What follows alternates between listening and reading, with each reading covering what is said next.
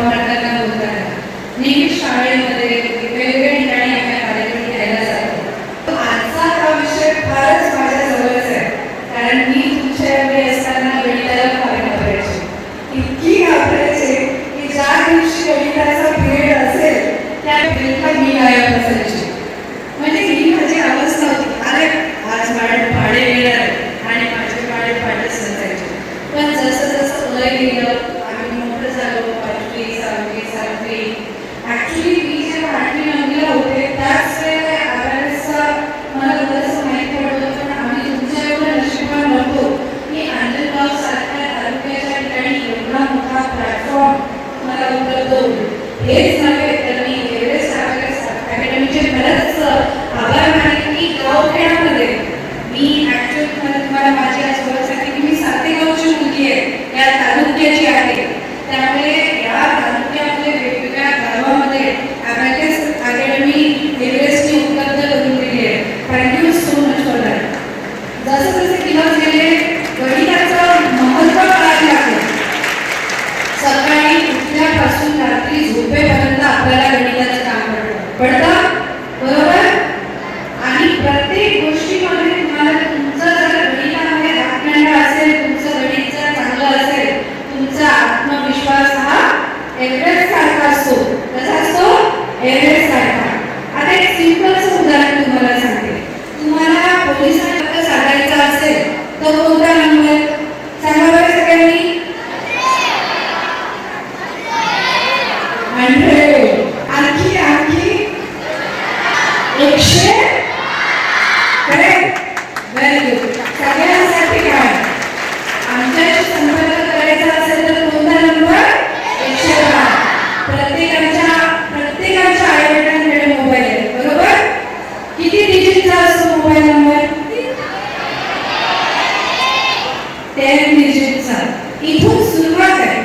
सकाळी उठलं, ब्रशला पेस्ट किती घ्यायची, चहा बनवला तर चहामध्ये चहा किती टाकायचा, साखर किती टाकायची, इथून मेजरमेंट सुरू होते. आणि हे मेजरमेंट्स म्हणजेच आकडे, आणि आकड्यांचंच काय मग गणित. हा गणिताचा विषय फार लांब आहे आणि खरंच तुमच्या सगळ्या विद्यार्थ्यांना शुभेच्छा. यामध्ये खूप चांगली प्रगती करा, कारण पहिल्या पायरीपासून जर काही मिळवायचं असेल त्या सगळ्यासाठी तुम्हाला मेहनतीची फार आवश्यकता आहे. आणि ती मेहनत तुम्ही आतापासून केली तर तुम्हाला भविष्यात तुमचा एव्हरेस्ट गाठण्यापासून कोणीच रोखू शकत नाही.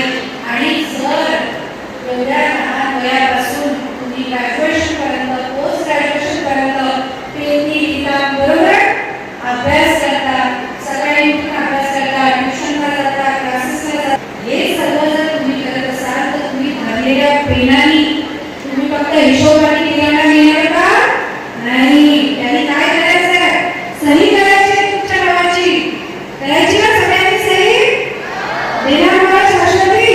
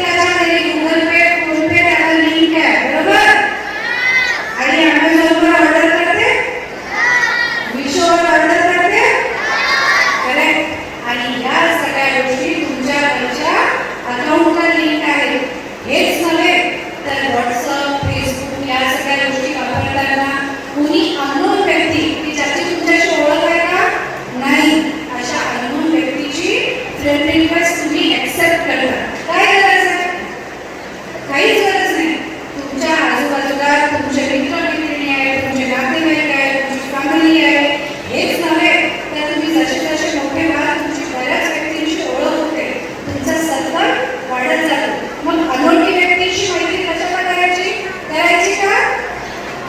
याच्यानंतर कधीच कोणत्या अज्ञात व्यक्तीची फ्रेंड रिक्वेस्ट ऍक्सेप्ट करायची नाही.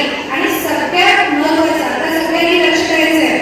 अभ्यास करताना तसं सगळ्यांनी घरी गेल्यानंतर आपल्या आई बाबाच्या मोबाईलमध्ये जे कोणते सोशल मीडिया ऍप्लिकेशन्स असतील त्याला काय करायचं आहे, 2 स्टेप व्हेरिफिकेशन कोड लावून घ्यायचा आहे. आता तुम्हाला कोणाला माहिती आहे 2 स्टेप व्हेरिफिकेशन कोड? ही एक सिक्युरिटी आहे जी तुमच्या सोशल मीडिया ऍपला हॅक होऊ देणार नाही. जर कोणी तुमच्या मोबाईलवरून समजा तुमची अननोन रिक्वेस्ट जरी तुम्ही ऍक्सेप्ट केली पण तुमच्या मोबाईलमधला डेटा, त्या ऍपमधला डेटा चोरणार आणि त्याला 2 स्टेप व्हेरिफिकेशन कोड आवश्यक पडेल आणि तो त्याला घेता येणार नाही.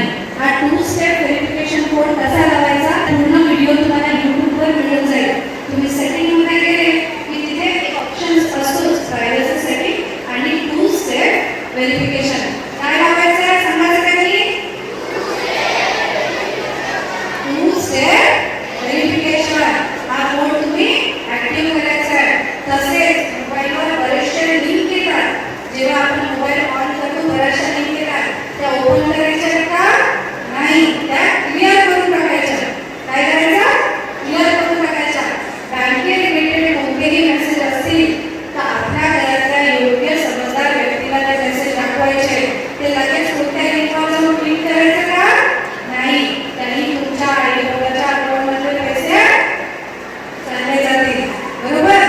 आणि हा विषय झाला सायबर सिक्युरिटीचा. समजला सगळ्यांना? मोबाईल वापरताना काळजी घ्यायची आहे. वापरताना सगळ्याचे मोबाईल आणि कमीत कमी बघायचं आहे, नाही तर डोळे खराब होतात, बरोबर? जी मनाची एकाग्रता वाढवण्यासाठी तुम्ही अभ्यास शिकताय ती तुम्ही जास्त मोबाईल पाहिल्याने काय होणार आहे, कमी होणार आहे. त्यामुळे या गोष्टीचा वापर तुम्हाला लिमिटेड करायचा आहे. आता हा झाला सायबर अब्यूज, पण याच्या व्यतिरिक्त लहान मुलांचे प्रॉब्लेम खूप वाढत आहेत. फिजिकल अब्यूज सगळ्यात मुद्दा. आता तुम्हाला शाळेमध्ये नुकतंच वाटतं एखाद्या गुन्हा केला किंवा लहान मुलांच्या बाबतीत एखादं घाणेरडं कृत्य केलं तर पोक्सो ऍक्ट नुसार अतिशय गंभीर कारवाईची दखल सगळ्या एजन्सींना घ्यावी लागते. इव्हन तुमच्या बाबतीत एखादी कृती घडली ती शिक्षकांना माहिती झाली पण शिक्षकांनी पोलिसांना माहिती दिली नाही तर शिक्षकांवर सुद्धा गुन्हा दाखल होतो. कलम 21 नुसार ते सुद्धा आरोपी होतात. पालकांना माहिती आहे पण पालकांनी माहिती दिली नाही तर ते सुद्धा आरोपी होतात. त्यामुळे शक्यतो मी प्रार्थना करते